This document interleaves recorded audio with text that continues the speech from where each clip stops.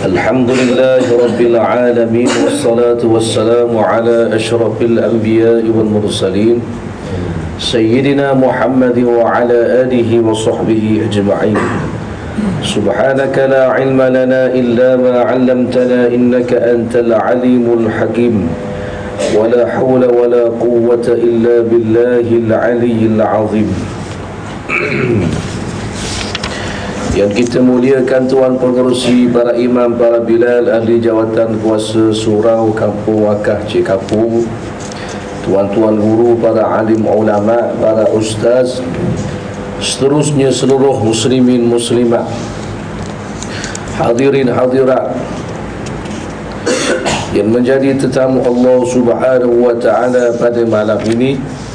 Marilah sama-sama kita panjatkan syukur kehadrat Allah Subhanahu wa ta'ala, kerana dengan limpah kurnia daripada Allah Subhanahu wa ta'ala izinkan kita pada malam ini dapat bertemu di dalam majlis ilmu.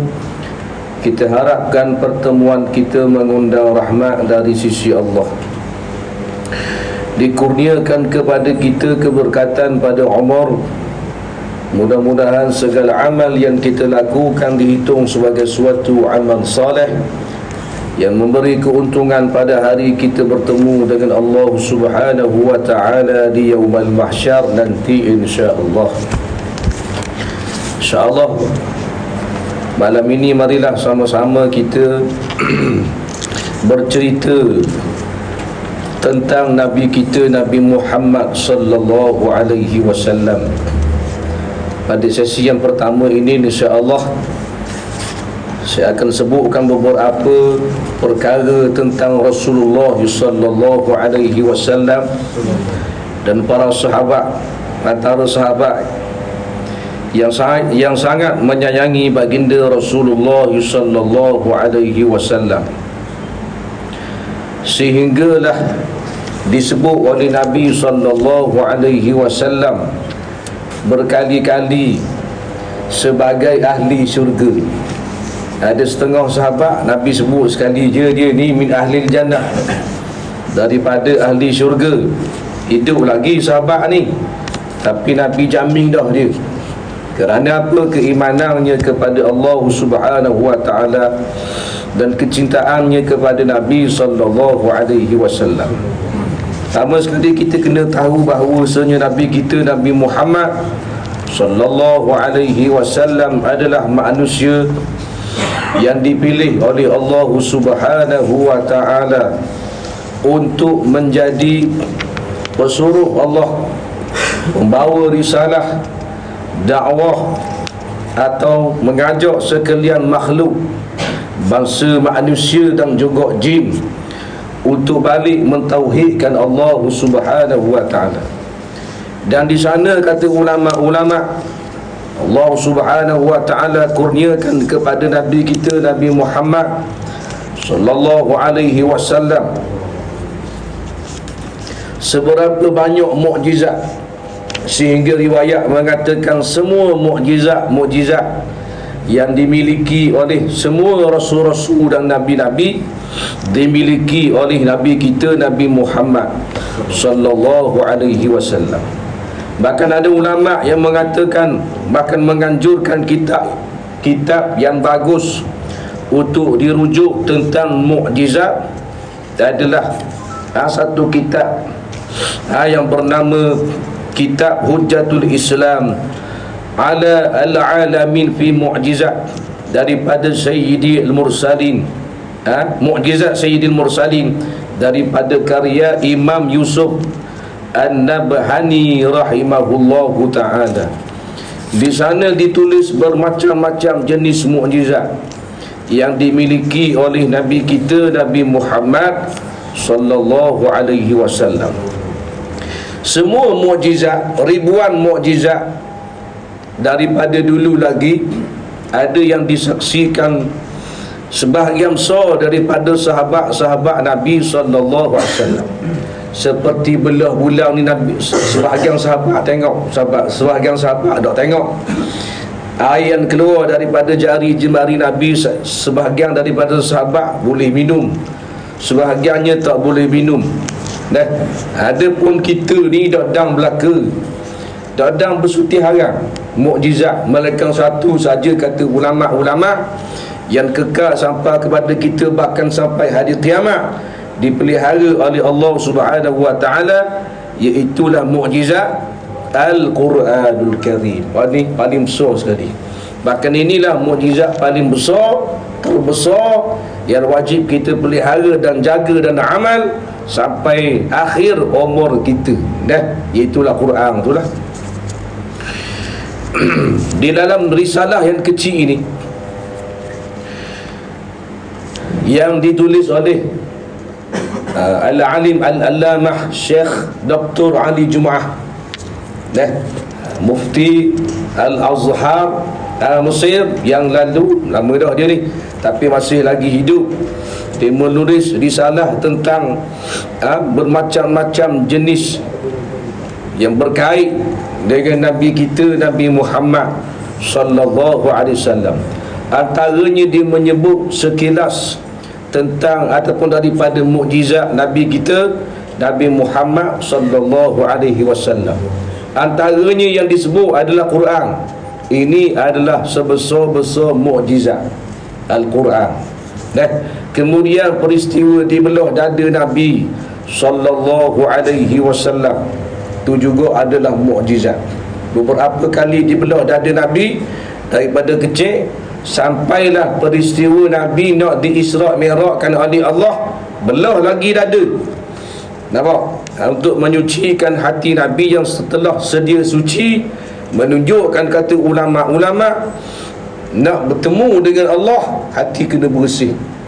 Maka kita juga katanya sebahagian daripada ulama menghadap Allah tiap-tiap hari, maka hendaklah kita bersihkan hati kita dengan sebelum kita sembahyang istighfar kepada Allah Subhanahu wa taala. Nampak? Cuma kita tidak diangkat atas langit lah. Kita berhadap dengan Allah 5 kali sehari sembahyang tu. Kena bersih hati kita sebelum maknanya angkat takbir. Astaghfirullahalazim, astaghfirullahalazim, astaghfirullahalazim wa atubu ilaihi. Ya Allah, ampunilah segala dosa-dosaku ya Allah. Ampunilah segala dosa-dosaku ya Allah. Istighfar. Ada ulama yang beristihad baca surah-surah tertentu untuk apa benda ni dapat menjauhi daripada gangguan jin, iblis dan syaitan. Antaranya baca Qul a'udzu birabbin nas. Ni istihad daripada ulama-ulama. Antaranya Hujjatul Islam Imam Ghazali rahimahullahu ta'ala. Nabi dah buat baki diri qiyam sebelum angkat takbir. Imam Ghazali sebut dalam kitab dia Bidayatul Hidayah, sunnah baca Qul a'udzu birabbin nas dan ta'awuz a'udzu billahi minasyaitonir rajim. Nabi dah buat. Tapi ijtihad daripada ulama-ulama. Nampak?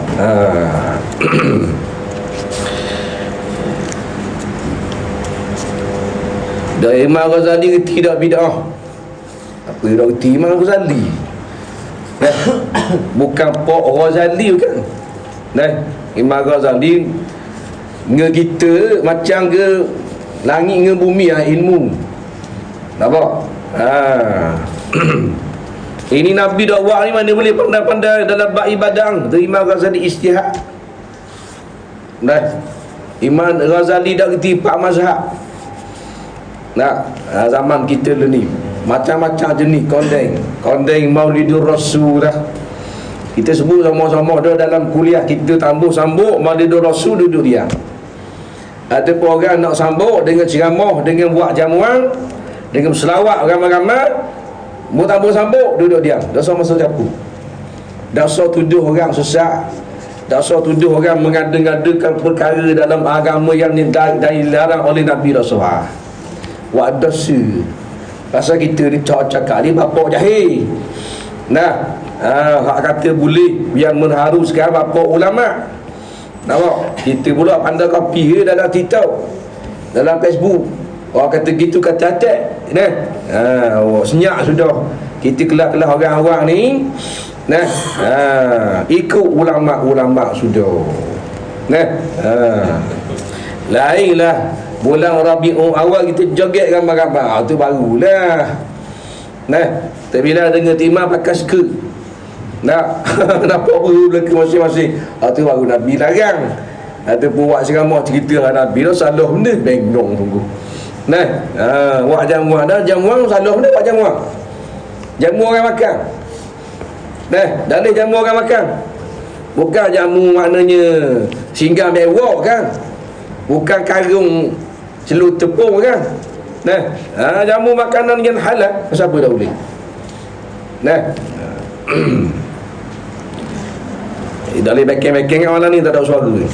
Kalau sudah kawak balang.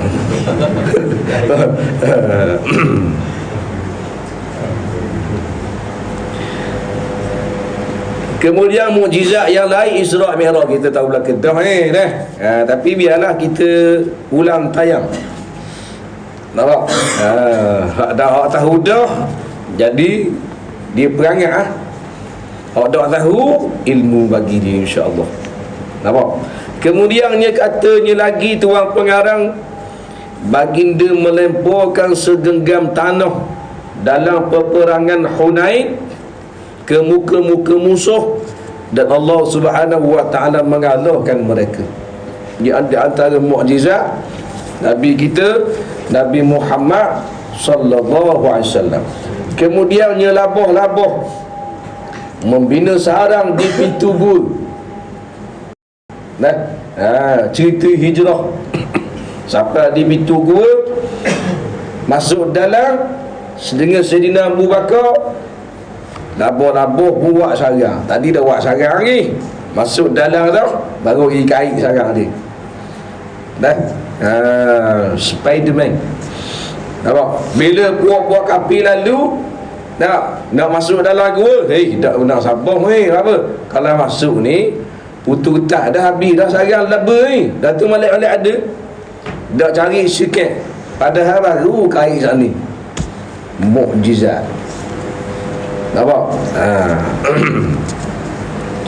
Naik atas gua, Nabi duduk bawah. Kalau lenggok bawah gini, nampak Nabi dengan sinar aku. Nah, tapi dah Allah Ta'ala pelihara. Nah, kemudiannya lagi baginda juga telah menyapu pada belakang anak kambing betina yang tidak beranak, maka putingnya telah mengeluarkan susu. Kambing betina dah beranak, Nabi sapu ke belakang, kembung komplek kambingnya mengeluarkan susu. Kambing nak ada susu ni kena beranak dulu, baru tubik susu. Nah, macam kita dah nak ada susu, kena nikah dulu, beranak berik tu baru ada susu. Tak ada belaki, tak beranak nak susu lagu mana. Nah, dah seorang nengur anak dara atas tangga. Bapa nengur tak ada susu. Laki tak ada, dan nikah lagi tak lagi. Nah, tapi naknya ada susu macam orang lain. Orang lain nikah dah. Nah, kemudiannya lagi kata tuan pengarang rahimahullahu ta'ala, doa baginda untuk Umar bahawa Allah Subhanahu wa ta'ala memuliakannya dengan Islam. Sayyidina Umar Allah muliakan dengan Islam. Kalau tidak kerana Islam, kata Umar, aku ini hanya pengembala kambing di lereng-lereng bukit. Orang pun tak kenal aku, orang pun tak heran pada aku. Tapi yang aku jadi viral, yang aku jadi glamour sebab ni Islam memuliakan aku dan menaikkan martabatku di sisi Allah Subhanahu wa ta'ala. Seluruh dunia kenal Sayyidina Umar kerana Islam. Tu hebat. Tapi Umar bukan cari glamour tau. Nah, kita cari glamour tau. Tuhan pun ikut kita, orang pun tak kenal. Kerana kita mencari nama di sisi manusia. Nampak? Imam Syafi'i, Imam Maliki, Imam Hambali, Imam bagai-bagai imam, mereka mencari kemuliaan di sisi Allah Subhanahu wa ta'ala. Tahun 2023 cari di mulut, sebut nama-nama imam-imam yang alim, yang mu'tabar, yang mustahid. Kerana apa? Kerana kemuliaan mereka di sisi Allah Subhanahu wa ta'ala. Dah.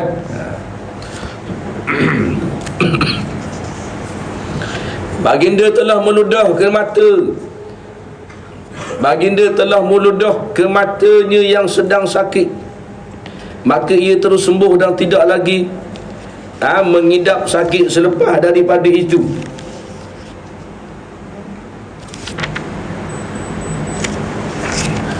Baginda juga mengembalikan mata Qatadah bin Nu'man selepas ianya terkeluar hingga menghinggap pipinya, maka matanya selepas daripada diludah oleh Nabi lebih molek, lebih baik daripada sebelumnya. Qatadah bin Nu'man, dia dalam satu peperangan tercabut matanya kerana terkena lebih atau anak panah di pipi. Dah, mata sebelah ni cabut tubik, bergantung hayung, berorak tu bergantung hayung dah jatuh bawah, dia gantung. Dah, mata kita kan sakut ngorak. Nah, bila cabut ni dia gantung di pipi. Tu yang berlaku kepada Qatadah bin Nu'man. Dah jatuh pek bawah gitu. Jadi jatuh bawah tu cerita piran beli tu. Kapak je tukar kali, duta jatuh bawah. Tak faham tak? Nah, ada pun Nu'man ni gantung di pipi. Nabi ludah pada tangan Nabi, pegang pada mata, bubuh semula pada kelopak, terang menerang. Terang pada asal katanya Qatadah bin Nu'man ni mukjizat yang sangat hebat. Dianugerahkan oleh Allah Subhanahu wa ta'ala. Bahkan ramai lagi sahabat-sahabat yang mereka ini tak ada benda lain melainkan di dalam hati mereka masing-masing sayang kepada Nabi sampai tahap mempertaruhkan akan nyawa. Satu kisah kita petik pada malam ni ketika mana peperangan Uhud. Talhah bin Ubaidillah, apa? Di antara sahabat yang tidak berganjak bila mana musuh menguasai bukit Uhud, lalu mereka ini menarik anak panah masing-masing tuju kepada seluruh tentera-tentera Islam yang ketika itu ada lebih kurang 700 orang. Lari tentera Islam. Kerana apa? Kerana musuh telah menguasai tempat tinggi, boleh nampak bawah. Mudah Nah, lari belaka bertempiaran, melainkan Abu Talhah dan juga Sa'ad bin Abi Waqqas. Dua sahabat ni tak berganjak, duduk kanan dan kiri Nabi. Anak panah kata riwayat bagaikan hujan yang turun dalam keadaan yang sangat-sangat lebat. Kerana tujuan utama peperangan Uhud untuk bunuh Nabi Muhammad sallallahu alaihi wasallam. Tentera-tentera sahabat-sahabat lain tak mustahak mana? Nabi Muhammad. Pasal dikira Muhammad apa hadiah. Kalau tak ada dia, lenyap agama ni. Tak ada dia, orang pun berputus asa, dak semangat dah nak bawa Islam ni. Jadi kita bunuh bala haliah dia dulu. Kita bunuh Nabi Muhammad. Nampak? Rupa-rupanya yang menjadi galang ganti daripada anak panah kena pada tubuh Nabi, antaranya ni Abu Talhah bin Ubaidillah. Nampak? Oh, hebat dia. Dia kata, ya Rasulullah, kamu jangan bergerak, duduk depan ni, aku likum gini. Dia membengkokkan tubuhnya, lalu buat tangan gini agar anak panah yang dilemparkan oleh musuh kena belakang.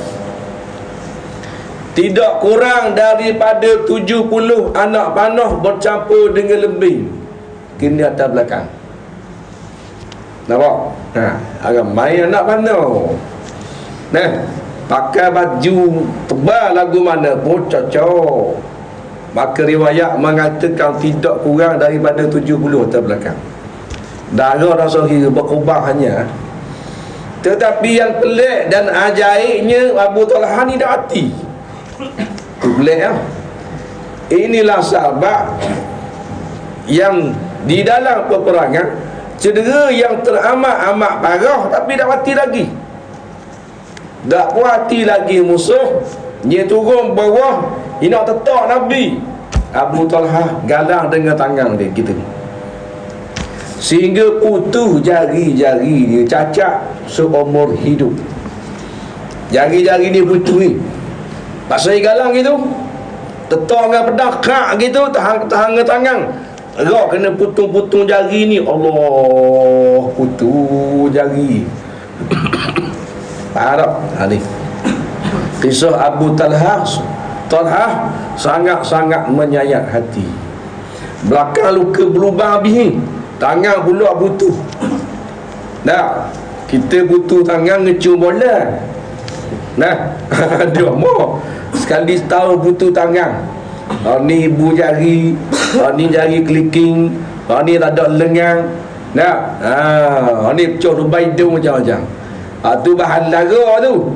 Ni tengok kerana Islam. Darah tubik membuak-buak, dok mati setara.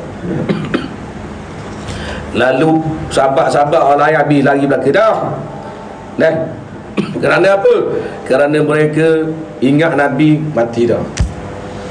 Pasal nak pandang macam air hujan ni. Lalu Nabi pun naik atas batu, agar sahabat-sahabat yang lari tu dapat tengok Nabi hidup lagi. Kerana mereka bila tengok Nabi, bila menganggap Nabi ni mati dah dalam peperangan saat ni, mereka tidak semangat.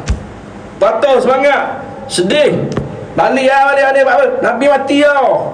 Mereka tengok anak mana tadi. Jadi Nabi pun nak naik tempat tinggi, satu batu tinggi. Dorok nak naik. Kerana apa? Cedera parah. Abu Talha dia duduk, dia duduk macam sujud gitu. Dia suruh Nabi lapak jiri atas belakang dia, kemudian lapak atas batu. Nabi kalau tak cedera parah, Nabi boleh naik bodoh gitu je. Kerana Nabi ni pahlawan yang sangat handal. Tetapi oleh kerana cedera yang terlalu parah, Nabi jadi tak boleh nak gagah ni. Abu Talha dia sujud gitu, ya Rasulullah, naik atas belakang aku.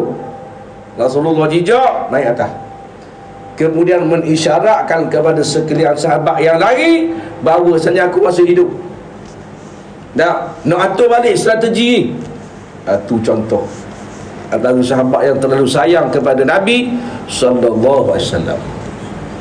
Ambil i'tibarlah. Cerita bukan awak sedap halua telinga je. Tak, awak cerita dia. Tak, awak bukan rasa sedap saja.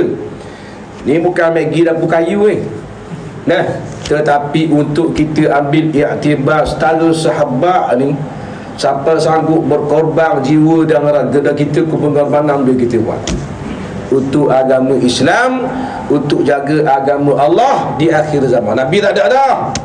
Kita tidak maknanya padang kita berpeluh tubuh saja. Orang lain buat kerja kita padang sembahyang bang sudah dah ustaz. Kita sembahyang pun wujud dah. Tidak memadai dengan hanya jaga sembahyang saja. Hak tu kewajipan masing-masing. Wajib sembahyang 5 waktu. Nampak? Tetapi kita jadilah di antara orang Islam yang ada jasa dengan Islam, ada jasa dengan Allah Subhanahu wa ta'ala. Walaupun jasa itu kecil, tak mesti jasa itu kena besar, kecil, tetapi di sisi Allah, pandangan di sisi Allah so. Nampak? Kita tak ada ngajar, kita jadi orang yang belajar. Kita jadi orang yang ajar orang mari belajar agama. Tu jasa dia bagi. Tolong tepek banner, tolong forward poster kuliah. Betul tak? Hak ni pekerjaan yang mesti kita buat di akhir zaman. Kita nak perang, tak ada lagi zaman kita memerlukan kepada ibadah tersebut, jihad, tak sampai masa lagi. Tetapi jihad yang perlu kita buat di saat ini adalah menuntut ilmu agama. Hak ni Nah, dikira jihad juga. Ya, kerana kita ni daripada rumah nak mari surau, nak mari masjid, berlawak dengan hawa nafsu. Ingat senang ke nak mari? Tak, muat ajang wang nasi kunyit ke mi goreng ke laksa ke, payah nak mari. Betul tak? Ingat senang ke? Nah, Allah laksa kuah putih Allah, tak payah gigi lah. Seorang walaupun tapi kita mari tak? Kita mari juga. Ada jamuan ada mana ni? Tak ada ah. Mana kita mari kau? Ada orang dukul. Allah kaki orang kalau gitu. Nah, tak apa dah. Kita bukan mari kerana buah. Tak, lillahi ta'ala. Mari kau ada riang. Nah.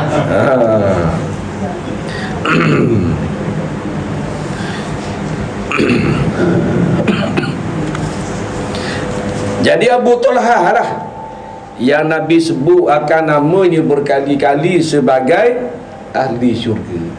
Abu Talha min ahli jannah, daripada ahli syurga. Allahu Rabbi suara Abu Talha dah.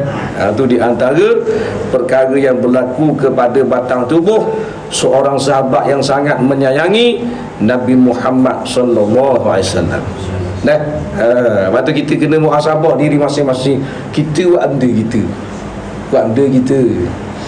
Tak?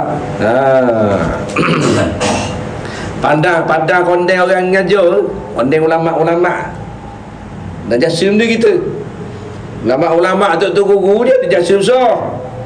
Nak ngajar tafsir, kuliah duha, dah betul tak? Ulama' tu guru dah mum dia. Tak? Bagi cakap besar saja, bagi hebat aja. Hari ni mulut orang hari ni Islam tapi jahat.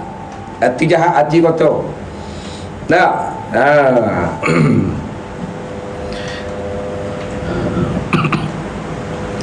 Kalau pesi ini ulama' ni orang kafir, pasal dia dah. Pasal apa kafir? Mana ada akidah? Tak? Tapi orang ini ulama' siapa dia? Orang Islam sendiri. Bahkan background dia adalah background orang yang belajar agama. Pasal apa jadi gitu? Kerana dibeli oleh iblis. Hati mereka ini telah diselaputi dengan satu penyakit, iaitulah cinta kepada dunia. Nampak? Maka dia akan merasakan dia psycho, dia tahu hak lain salah belaka, termasuk ulama'-ulama'. Maka hati-hatilah kita orang-orang seperti ini. Jangan dekatlah. Kerana apa? Kita bimbang apa yang dia tuduh, apa yang dia fitnah, apa yang dia kata kepada wali-wali Allah, orang-orang hak Tuhan kasih, orang-orang hak Tuhan sayang. Laknatnya terpercik kepada kita. Awak jangan main. Orang hina ulama'-ulama' seperti menghina Nabi Muhammad sallallahu alaihi wasallam. Sesiapa yang menghina Nabi Muhammad sallallahu alaihi wasallam seperti dia menghina Allah Subhanahu wa taala. Kerana Rasulullah membawa risalah Allah, kemudian diganti dengan pewaris-pewaris baginda yang bernama ulama'-ulama'. Dan wallahu subhanahu wa ta'ala a'lam. Kita buka pula kitab Uqudul Lujain fi bayan huquq az-zawjain. Kita sambung pada kuliah yang nombor apa yang lalu tentang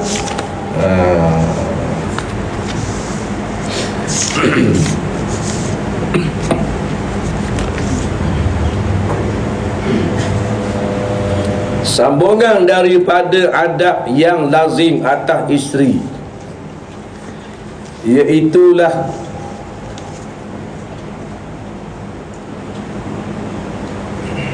yang ke-11, yang ke-10, dan sewajarnya isteri itu mendahulukan hak suaminya daripada hak dirinya dan daripada hak segala kerabatnya. Seorang isteri mesti mendahulukan apa jua hak suaminya. Kena nombor satu dulu, dia dulu. Walaupun bertembung dengan permintaan daripada keluarga, termasuk mak ayah. mak kita minta kita balik. Nak pasal nak buat majlis hari jadi kat Angah ni. Suami kita minta kita temang dia. Nah, lagu mana tembung ni? Masing-masing nak ke kita belaka ni lagu mana? Suami dulu. Kakak aku tak ada pergi rumahmu gaya pasal aku kena temang laki aku. Tak, laki aku minta temang dia. Ni, pergi beki kereta tukar minyak hitam. Faham tak? Lagi nak suruh temang nak mana? Aku tak pergi hari jadi je. Mulakan begitu semua ia minta temang. Bila tembung gitu, suami dulu. Walaupun mak kita suruh balik, ayah kita suruh balik.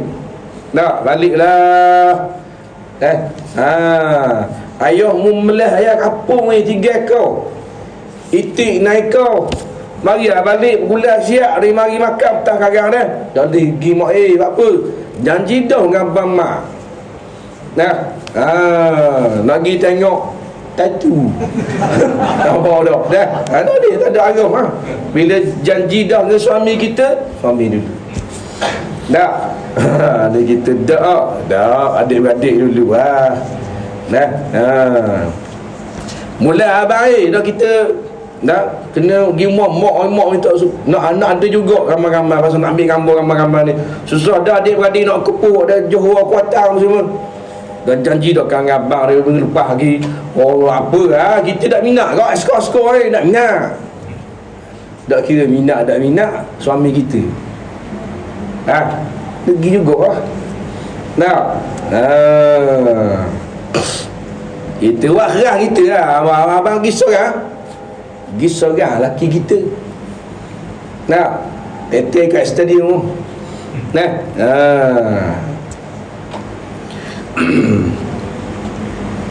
Balik aja nombor skor. Nampak dah padang dengan mukamu. Kemudiannya yang ke sebelah, dan ia hendaklah berusaha bagi kesukaan suaminya dan keselamatan harta bendanya.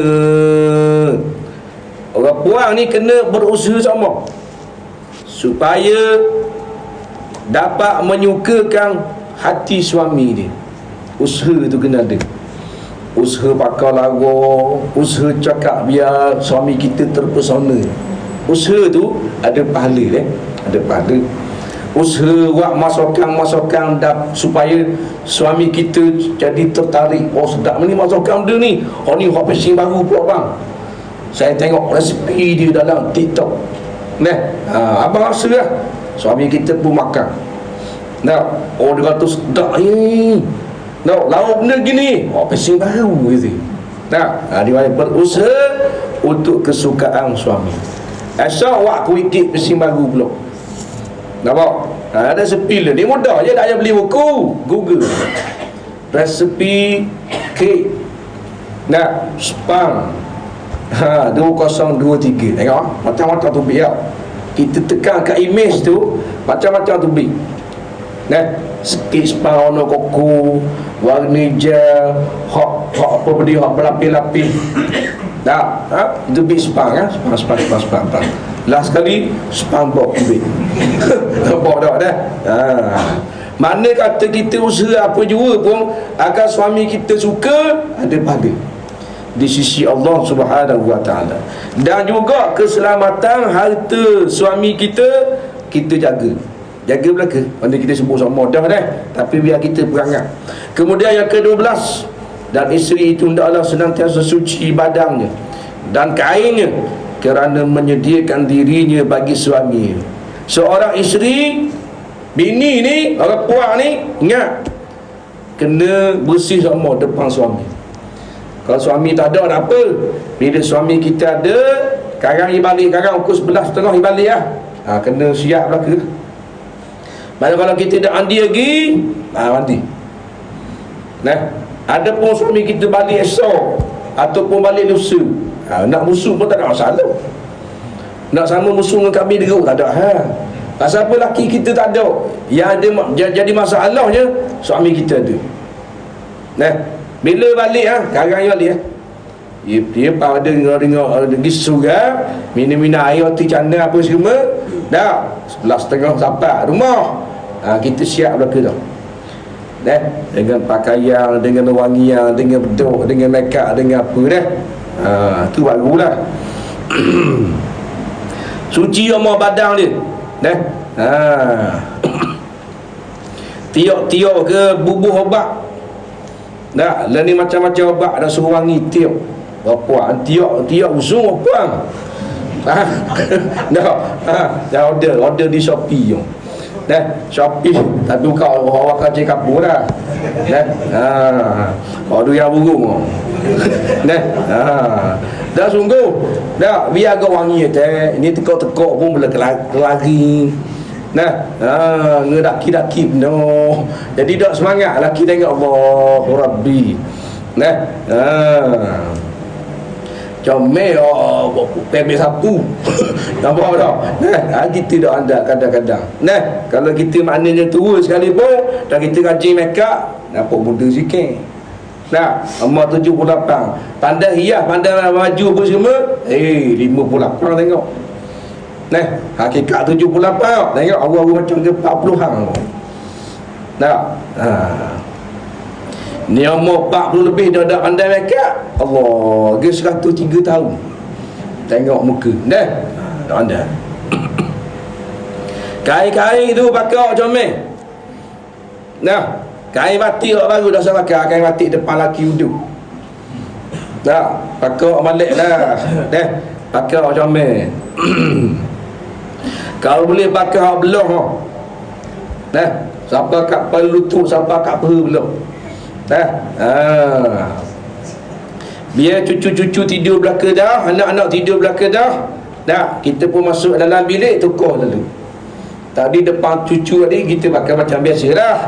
Bila masuk dalam bilik, laki kita tengok-tengok TV, kita pun kata kita masuk dulu bang, kita nak siap dulu. Balik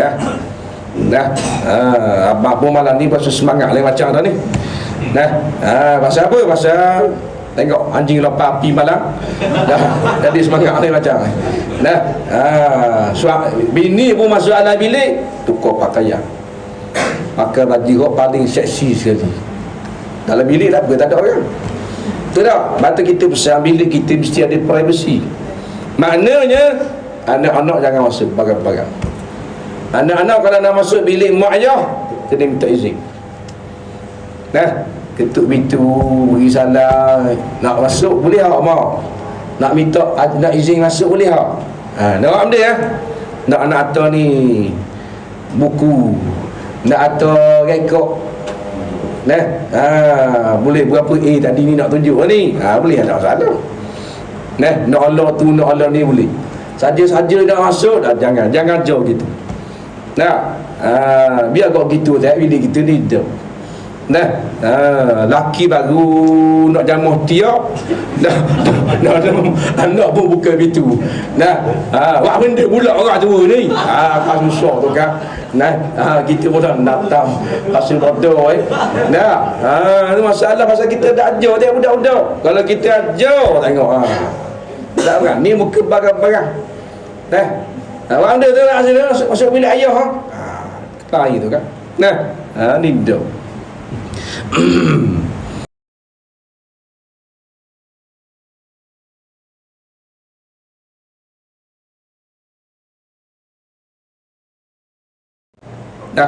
Maksudnya bila suami berhajat pada kita, mari lalu. Ni tak payah ulah, kita faham belaka dah. Mana bila suami nak ke kita, nak bersama dengan kita, kita standby sama. Inilah yang Allah Subhanahu wa ta'ala sediakan bagi orang beriman dalam syurga, iaitulah semua bidadari standby kepada kita dalam bak jima. Nampak? Bidadari dalam syurga, kepunyaan kita ni ahli syurga insya-Allah. Tiap-tiap orang ada bidadari belaka. Jumlahnya adalah mengikut martabat masing-masing. Makin tinggi di sisi Allah martabat kita, makin ramai bidadari. Sebut di dalam hadis bidadari ni standby semua. Kita nak, ya ada. Faham tak? Ini sebut dalam kitab-kitab hadis. Nah. Dalam kitab Bahru Mazi ada. Tak.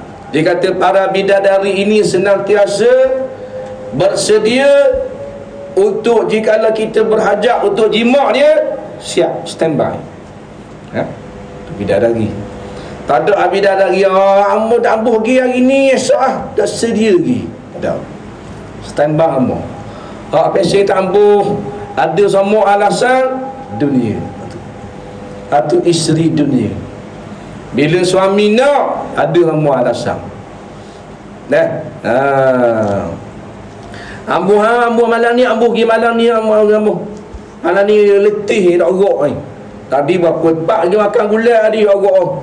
Pala lutut pun gegar. Ayo alasan dia. Tak, kita pun tak apa. Kalau kita abang situ gitu. Tidak hidup. Dia buka telefon dia, muka dia akan jadi warna orang. Ni pasal dia beradak dengan Shopee kan warna orang. Nampak tak? Gitu. Layang suami dah agak cetang. Bila nak benda-benda hak lain, jadi semangat. Ni tak kena.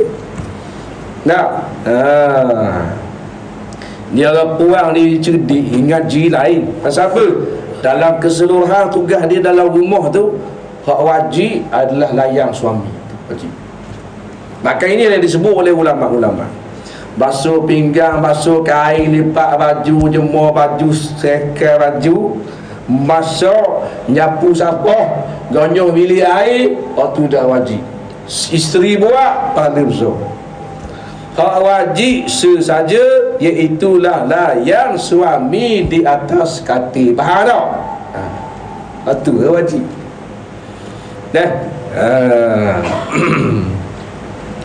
Tapi hak ni lah yang sebahagian besar perempuan dia tidak faham.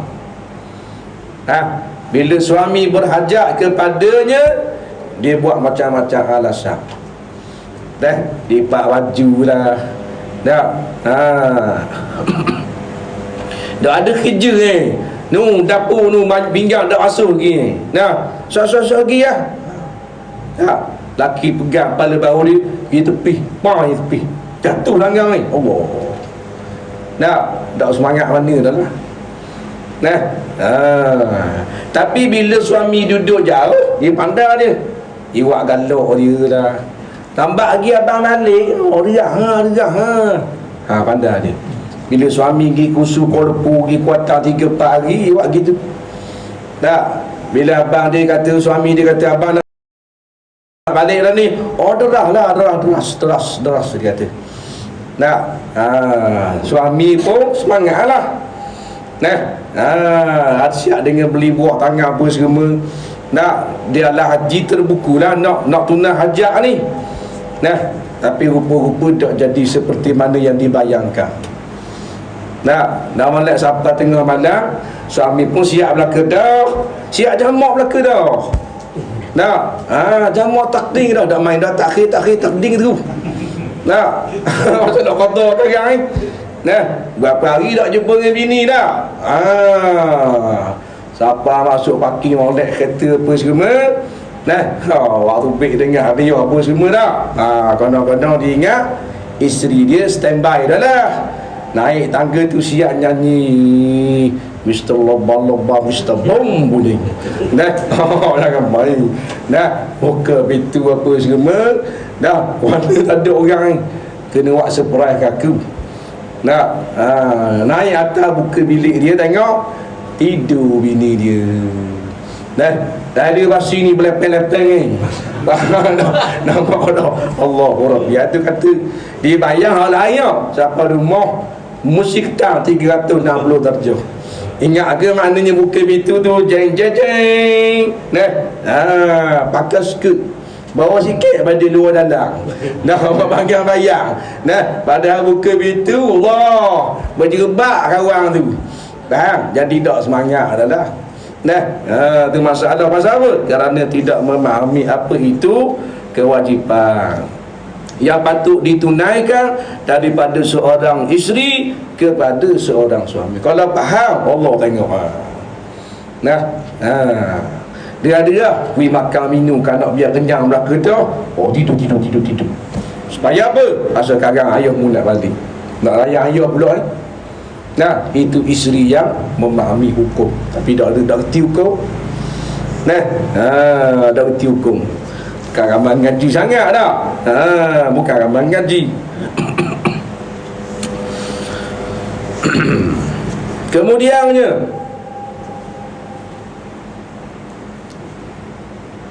jangan mengukir atas suami.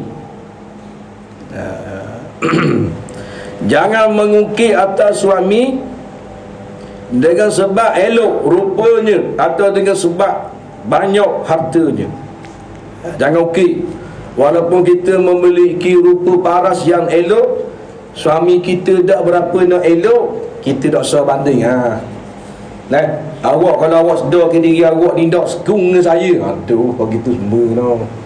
Nah, saya ni kalau awak nak tahu menjadi gadis kegilaan kampung, ramai orang nak ke saya. Tu pun saya pilih awak, tak bersyukur lagi. Dia kata ke laki dia gitu. Dah laki dia betul lah tak ada rupa sikit, hitam sikit pada belakang. Dah hidung dah apa nak macam. Kecil pendek pula. Tak berapa nak sempurna mana. Dia kata macam-macam. Bila lalu kat orang ramai pergi kat pasar malam pun semua. Pergi kat supermarket itu tunjuk lah macam pesing-pesing orang lelaki-lelaki smart kan. Nu baru ye. Padang dengan saya awak dia tengok. Ini di antara ciri-ciri isteri yang jahat, isteri yang derhaka. Dia suka banding-bandingkan suami dia dengan laki-laki lain. Jangan awak kerja gitu. Kadang-kadang dengar macam kelakar tak, tapi inilah yang menyebabkan seorang perempuan itu dihumban dalam api neraka Allah Subhanahu wa taala kerana menyakiti hati suami. Walaupun suami kita ni banyak kekurangan, depan dia kita puji dia. Maliknya Tuhan awak ada kuasa Allah Ta'ala. Kita jodoh dua orang dah. Allah. Kalau dengan orang lain saya tak tahu dah, saya jadi benda tak tahu. Kita pun cerita bini. Saya tengok berita hari ni, tengok ada seorang laki bini baloh. Sampai laki dia tikam je. Allah, saya dapat orang ni syukur sangat-sangat. Kata gitu. Suami kita pun rasa lagu mana? Seronok, semangat nak jadi suami yang berkaliber. Semangat dia. Bila mana isterinya mengangkat darjah dia, syukurnya boleh awak, tu baru ya.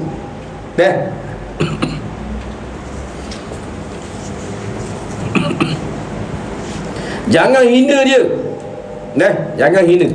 Ataupun kita banding-banding kat harta kita dengan dia. Kita harta banyak, dia tak ada harta.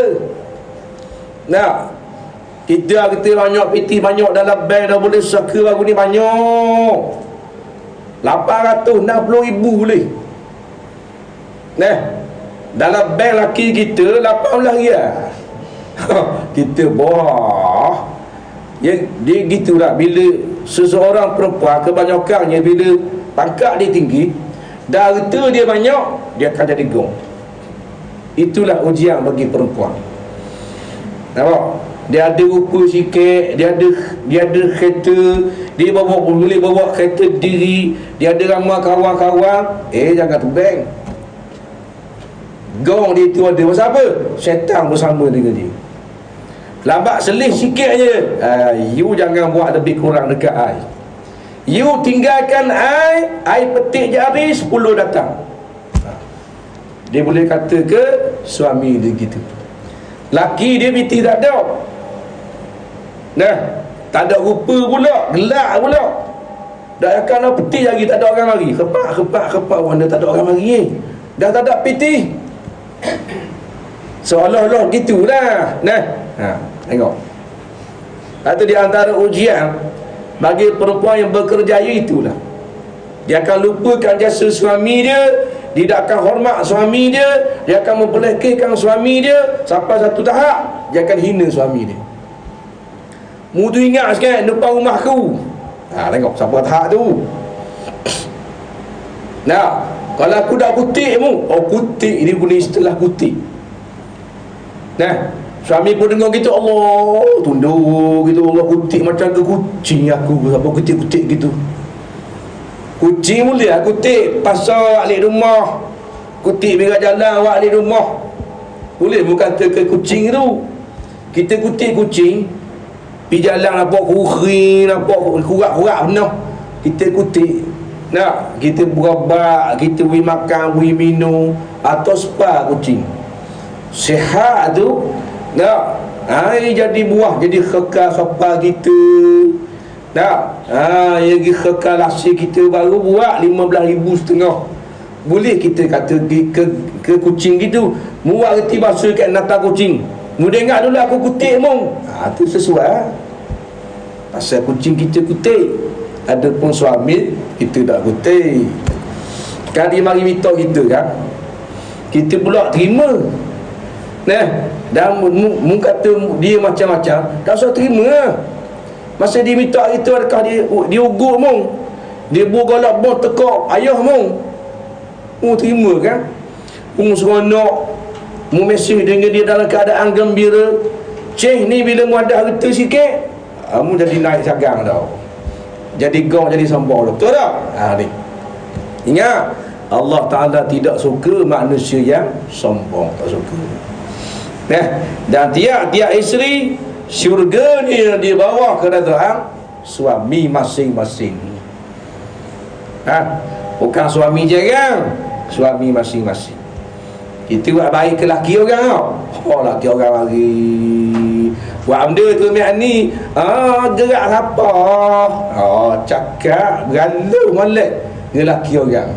Bukan syurga mu bawa tapak kaki dia pada laki mu. Kau kagak balik pukul 5.30, pukul 6.30 waktu mu kena layang molek.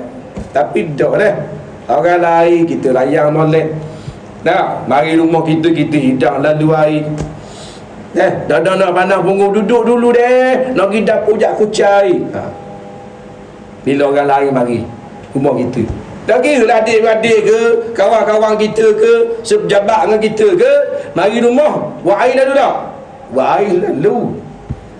Bukan setakat kucai air melo, goreng jepu. Tu udang sekor-sekor bubu pula dalam pinggang comel. Lapik tisu pula. Pasal apa? Hormat ke tetamu.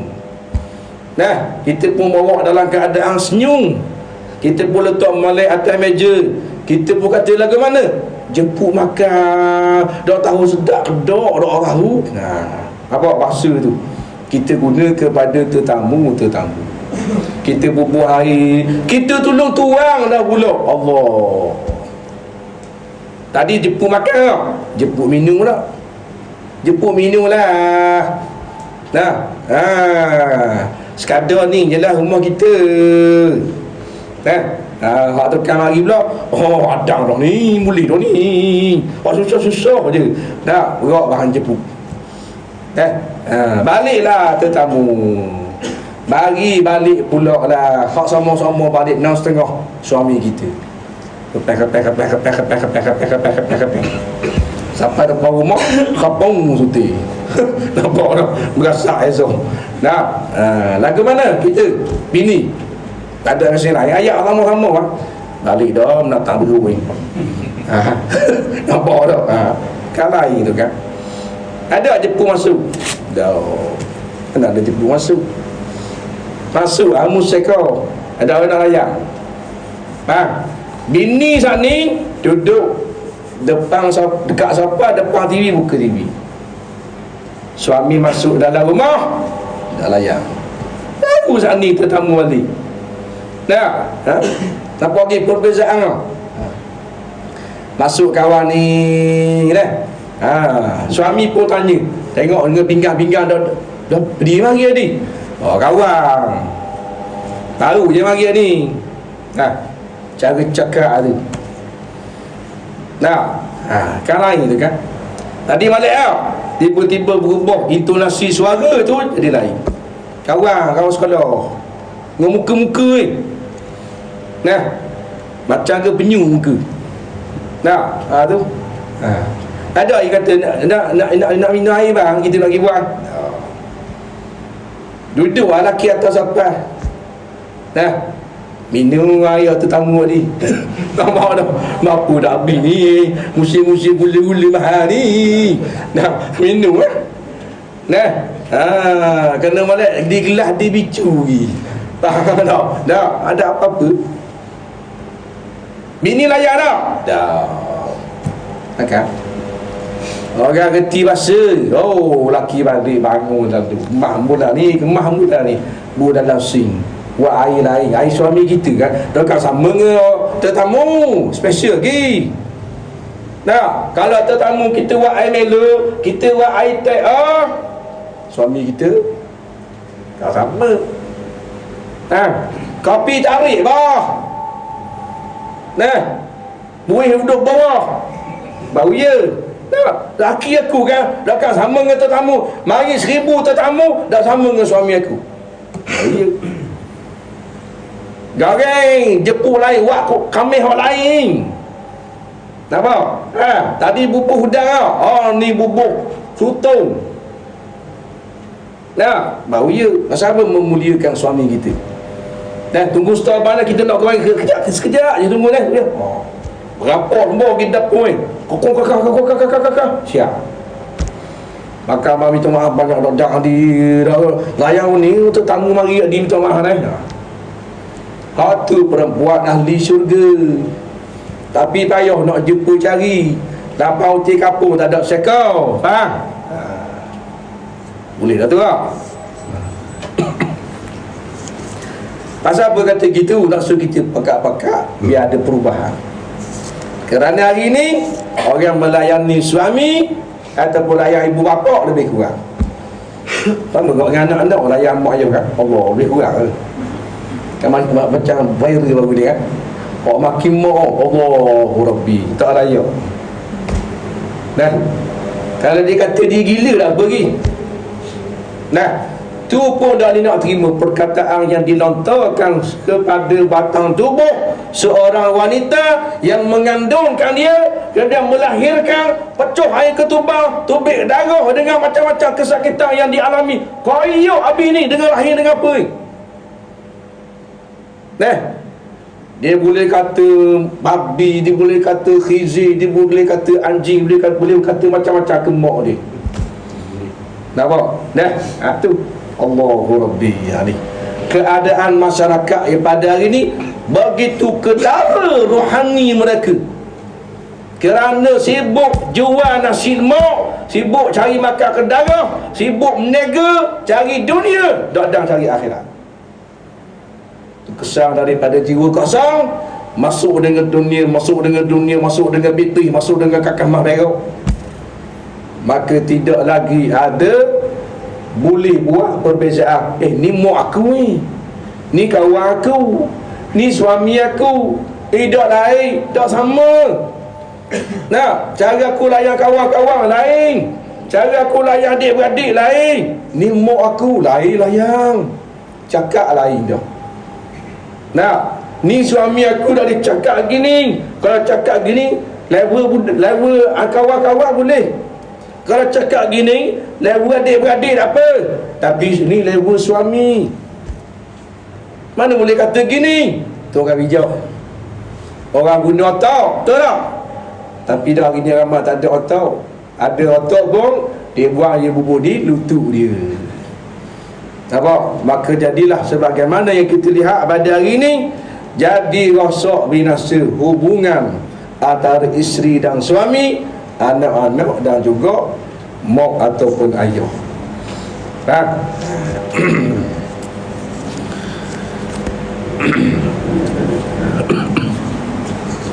Yang ke-14, jangan sekali-kali menyakiti suami. Wallahu subhanahu wa ta'ala alam. Berhenti sini ya. InsyaAllah kita akan sambung pula pada kuliah yang akan datang. Bismillahirrahmanirrahim. Alhamdulillah Rabbil Alamin. Wassalatu wassalamu ala asyrafil anbiya'i wal mursalin Sayyidina Muhammad wa ala alihi wa sahbihi ajma'in. Allahumma zayyina bizinatil Qur'an wa akrimna bi karamatil Qur'an wa shabina bi syarafatil Qur'an wa almisna bi khalatil Qur'an wa adkhilna al-jannata bi syafa'atil Qur'an wa afina min kulli ba'dha wa 'adzabil akhirah bi hurmatil Qur'an. Rabbana atina fid dunya hasanah wa fil akhirati hasanah wa qina 'adzaban nar. Sallallahu ala sayyidina Muhammad wa ala alihi wa ashabihi ajma'in. Walhamdulillah Rabbil Alamin. Satu pengumuman pada malam ini, iaitulah rayuan derma. InsyaAllah kita akan kumpulkan dana untuk membina bangunan tahfiz sekolah agama Al-Irsyad di Balut Kuantan. Ada tabung-tabung yang disediakan, bolehlah kita pakar-pakar letak insya-Allah.